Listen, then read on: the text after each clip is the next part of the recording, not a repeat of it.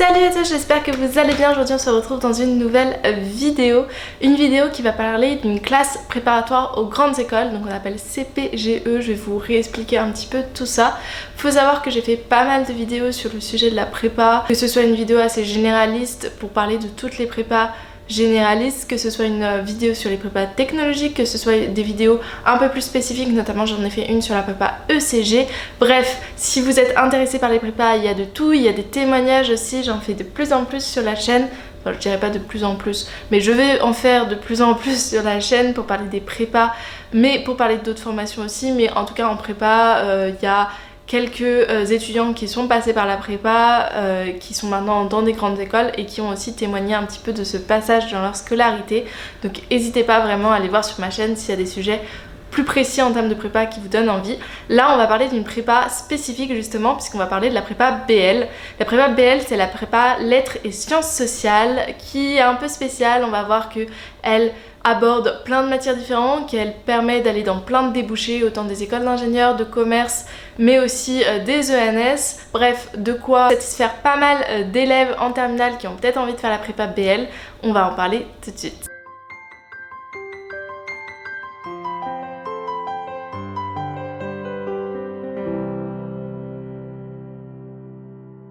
Tout d'abord, qu'est-ce que c'est une classe préparatoire? Donc pour revenir un peu dessus, les CPGE, c'est des classes préparatoires aux grandes écoles.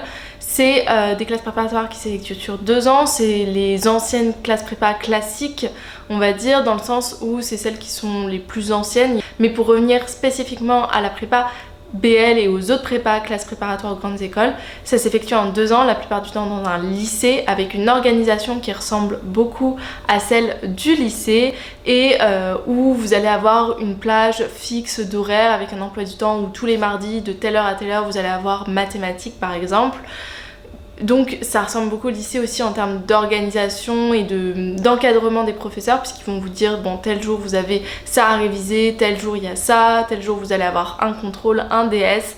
Bref, ça ressemble beaucoup au lycée, mais ça va beaucoup plus loin puisqu'on va vous demander une charge de travail supérieure, voire largement supérieure en fonction du lycée dans lequel vous venez. On va aller plus en profondeur dans les matières, avec des enseignements qui vont aller jusque parfois au micro détail ou des choses où vous pouvez vous dire bah ça me servira pas plus tard, mais le principe vraiment de la prépa, pour rappeler un petit peu, parce que des fois on me demande mais du coup ça sert à quoi la prépa, c'est vraiment de se dépasser en termes d'apprentissage, en termes d'organisation, d'apprendre à apprendre, apprendre à avoir une certaine logique et pouvoir dans une certaine matière aller au bout des choses, garder des traces un peu de ces apprentissages. En tout premier, la prépa BL, donc elle est un peu spéciale comme je vous ai dit parce qu'elle regroupe beaucoup de matières. Et je vous parlerai un petit peu plus après des volumes horaires de chaque matière. Mais vous allez avoir autant des mathématiques que des sciences sociales, que du français, de la philosophie, de l'histoire contemporaine, de la géographie ou encore des langues, que ce soit des langues vivantes ou possibilité aussi de faire langues anciennes. Donc voilà, il y a vraiment beaucoup de matières. En termes de volume horaire, je vais vous mettre un petit tableau que j'ai trouvé sur le site de prépabl.fr, parce que depuis que la prépa existe, il y a un site dédié pour la prépa BL, parce que comme elle est un peu spéciale et qu'au départ il y en avait peu, justement il y a des personnes qui ont fait ce site pour renseigner plus sur la prépa BL. Donc le tableau je vous le mets ici. Comme vous pouvez voir, il y a 4 heures d'histoire, 2 heures de langue vivante, 4 heures de lettres, 4 heures de mathématiques, 4 heures de philosophie, 6 heures de sciences sociales et des spécialités comme la civilisation, les langues anciennes ou la géographie où vous avez 3-4 heures. Ce qui est intéressant là de regarder, contrairement à d'autres prépas, c'est que vous n'avez pas 2 matières principales, vous allez avoir 9 heures, 10 heures. Là vous avez vraiment de tout et donc il faut réussir à pouvoir être fort dans plus de matières. Et en même temps ce qui est cool, c'est que s'il y a une matière que vous aimez un peu moins que les autres, bah vous n'allez pas vous la taper 9h, 10h. Genre moi, exemple, physique-chimie en prépa BCPST. Voilà, j'aurais bien aimé avoir que 4 heures dans mon emploi du temps, mais ce n'était pas réaliste. Rentrer en prépa BL, donc il faut aller sur Parcoursup, comme toutes les prépas en fait. Pour ce qui est des options au lycée, en première et en terminale, il est fortement recommandé de garder les mathématiques. Dans la plupart des prépas où vous avez des maths après, que ce soit donc scientifique ou la prépa BL qui est un peu spéciale, on vous recommande fortement de garder les mathématiques pour la simple et bonne raison qu'en prépa vous allez aller très loin, donc avoir les bases de mathématiques et les garder, surtout être entraîné en mathématiques même en terminale, c'est très important. Donc soit vous prenez la spécialité mathématiques en première et en terminale, donc vous la gardez, soit vous l'abandonnez en terminale mais vous prenez l'option maths complémentaire. Il existe aussi dans les lycées l'option maths expert qui est en fait une option qui est particulièrement recommandée pour les classes préparatoires qui, encore une fois, ont des mathématiques dans leur programme. Donc si vous avez la possibilité de suivre cette option et que vous visez une classe préparatoire avec des mathématiques, c'est fortement recommandé. Ça sera un atout en tout cas dans votre parcours après. Après, au niveau des spécialités toujours recommandées, donc la deuxième ou troisième spécialité, eh bien vous pouvez varier entre plusieurs disciplines parce qu'encore une fois là, la prépa BL est diversifiée. Vous pouvez prendre sciences économiques et sociales, histoire, géographie, géopolitique et sciences politiques, langue, littérature et culture étrangère avec plein de langues différentes comme l'allemand, l'anglais monde contemporain, l'espagnol, l'italien ou encore le portugais. Vous pouvez faire l'humanité, de la littérature et de la philosophie ou de la littérature, langue et culture de l'Antiquité. Je vous ai fait une liste, c'est un peu en termes d'importance ou de pertinence plus exactement, c'est un peu dans l'ordre. Sûr que si vous prenez sciences économiques et sociales, c'est le choix peut-être le plus pertinent, même si tous sont intéressants pour la prépa BL. Une question qui est super importante et que je relève dans ma vidéo sur les prépas de manière générale, c'est comment choisir bien sa prépa et où la choisir. Sur Parcoursup, vous avez une limite de vœux et donc il faut savoir quelle prépa est le mieux et donc qu'est-ce que vous allez regarder pour choisir votre prépa. Donc il y a plusieurs possibilités, mais c'est à vous de hiérarchiser un petit peu ce qui est le plus important pour vous. Il va y avoir bien évidemment la localisation géographique. Je pense que c'est toujours important en prépa d'être le plus proche de ses parents ou en tout cas si vous vous entendez bien avec vos parents, si vous avez un climat à la maison qui permet de travailler, de rester dans le cadre familial, ça peut être un vrai atout au niveau de la classe préparatoire. Bien sûr, vous n'avez pas toujours la possibilité, notamment si vous habitez loin d'une classe préparatoire, la distance en fait que vous allez parcourir pour y aller est importante également. Et puis aussi, si vous n'avez pas un environnement qui est sain et adéquat pour travailler chez vos parents, ça vaut pas le coup d'y rester, bien évidemment. En tout cas, dans ce cas-là, il y a la possibilité d'être en internat ou alors dans des logements qui sont le plus proche possible de votre prépa. C'est pas pendant vos années préparatoires que vous allez le plus découvrir la ville dans laquelle vous travaillez. Bien sûr, il va y avoir la possibilité, mais en tout cas, c'est pas, je pense, les années dans lesquelles vous allez le plus sortir, le plus découvrir là où vous étudiez. Donc ce qui est important, c'est surtout de minimiser la distance entre votre logement et le lieu de la classe préparatoire, notamment pour pouvoir travailler le plus possible, parce que c'est un peu le but quand même en prépa. C'est toujours important les classements, bien évidemment, vous êtes nombreux à vous y intéresser et je le sais, que ce soit les parents ou que ce soit les élèves, vous avez une attention particulière sur les classements. Attention à avoir la meilleure classe préparatoire possible, donc les grandes prépas parisiennes ou le Parc qui est une grande classe préparatoire à Lyon, il y en a une aussi à Strasbourg, le nom m'a échappé mais qui est fait aussi partie des grandes classes préparatoires. C'est vrai que je dis souvent les grandes classes préparatoires parisiennes, mais il n'y a pas que les parisiennes. Mais voilà, ces classes préparatoires qui sont au-dessus en termes de classement. Avoir ce type de classe préparatoire pour quelqu'un qui a du mal avec la pression, pour quelqu'un qui a besoin en fait d'être situé dans les premiers de la classe pour pouvoir se sentir bien, pour pouvoir travailler dans les meilleures conditions, c'est pas forcément le premier choix. Les classements sont importants pour aussi comprendre où vous allez vous situer dans la classe, qu'est-ce que vous attendez en termes de débouchés, quelles sont vos ambitions. Si vos ambitions c'est une bonne école derrière les concours mais qui n'est pas classée dans les toutes premières, faire les grandes classes préparatoires alors que vous êtes quelqu'un qui a de la pression et qui a besoin d'être dans les premiers, ce sera pas forcément l'idéal. Faut savoir où se situer. Est-ce que si vous êtes dans les derniers de la classe, ça vous pousse à travailler? Est-ce que si vous êtes dans le milieu de la classe, vous serez content et ça vous poussera aussi à travailler? C'est savoir où vous allez vous sentir le mieux pour aller le plus loin possible et pour atteindre vos objectifs. Vous pouvez avoir des objectifs très clairs, c'est assez rare en prépa, mais il y a des gens qui savent déjà quelles écoles ils veulent directement après, ou des objectifs un peu plus vagues et ne pas avoir les meilleures écoles derrière, ça vous dérange pas forcément. Bien sûr, si ce que vous visez c'est les ENS, si ce que vous visez c'est les meilleures écoles, être dans la meilleure classe préparatoire, dans les meilleures classes préparatoires, c'est un atout et ça va vous pousser à atteindre cet objectif. Mais voilà, en fait il y a plein de facteurs à prendre en compte et le classement ça sert si vous pouvez l'analyser par rapport à votre situation personnelle. Je pense qu'il est important aussi, on le répète pas forcément suffisamment, c'est de faire les JPO. Donc les JPO, c'est les journées portes ouvertes.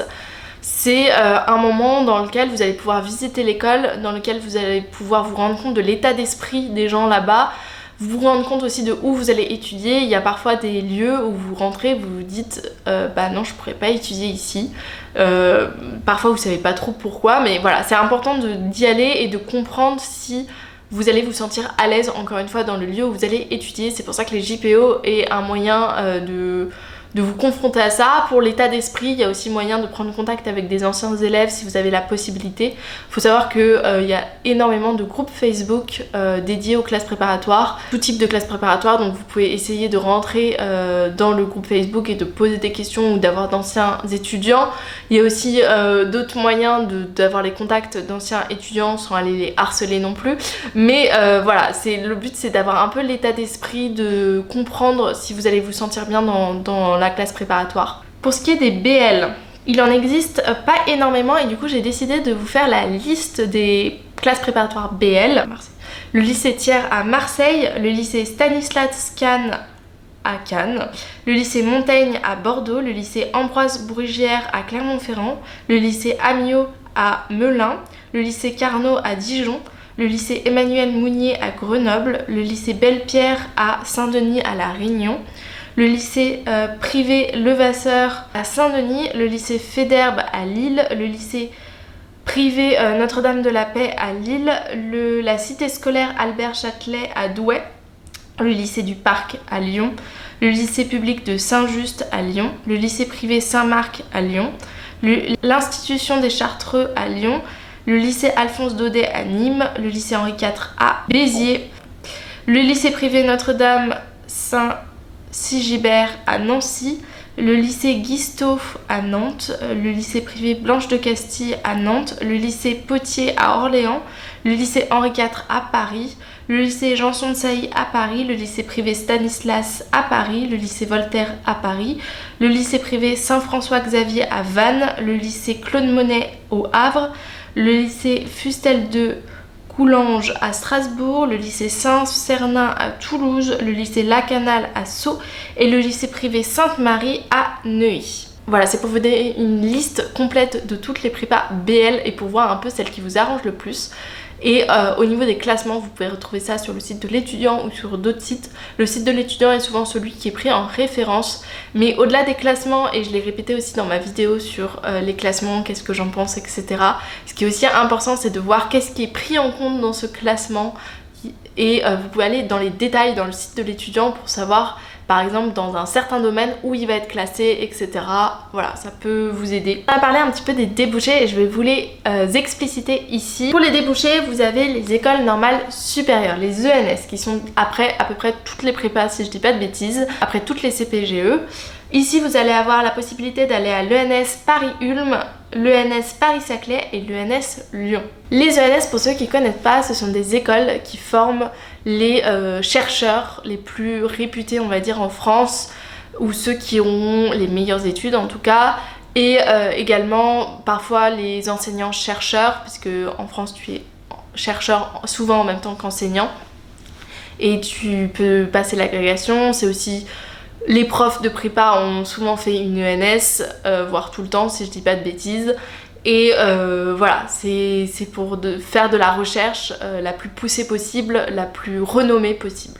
Pour ce qui est des écoles d'ingénieurs, il va y avoir quand même un nombre assez limité. On va avoir l'ENSAE et l'ENSAI qui sont des écoles pour devenir ingénieurs statisticiens. Donc c'est tous ceux qui vont former les ingénieurs qui vont travailler dans le domaine des études statistiques à l'INSEE, administratifs, spécialisés en sociologie, en data science et en finance. Si vous allez à l'ENSAI, c'est pour ceux qui travaillent pour l'État, donc qui sont fonctionnaires stagiaires. On va avoir aussi l'ENLG, j'en ai parlé dans une vidéo il n'y a pas très longtemps, c'est l'école de sciences géographiques qui est une école donc tournée autour de la science, donc domaine très scientifique, mais aussi de la géographie. Et c'est pour ça que c'est intéressant après une prépa BL, c'est que ces études mélangent des sciences sociales, des sciences humaines avec des sciences exactes comme les mathématiques, comme l'étude de la Terre aussi, un peu de géologie. Donc l'ENLG, c'est une école qui est possible et qui forme des ingénieurs en géographie. Vous avez aussi le groupe CEDIC qui regroupe 4 écoles d'ingénieurs qui sont EPITA, NSIM, UTT et ENSC. Donc l'EPITA c'est une école à Paris, l'NSIM au Mans et l'UTT à Troyes et l'ENSC à Bordeaux. Donc c'est des écoles d'ingénieurs qui ont plusieurs spécialités que je vous laisserai aller voir et qui peuvent aussi vous intéresser. Vous avez aussi la possibilité donc de faire des écoles de commerce à travers la banque de concours BCE, donc qui regroupe de nombreuses écoles de commerce que je vais vous citer. Commerce Management, donc on a HEC, ESSEC, ESCP, EDEC, EM Lyon, Audacia, Grenoble EM, INSIC, ISC Paris, Brest BS, Bourgogne SB, l'EM Normandie, l'ESC Clermont, Excelia, Montpellier BS, SCBS, Schema BS, ICN-BS, Toulouse BS et IMT BS.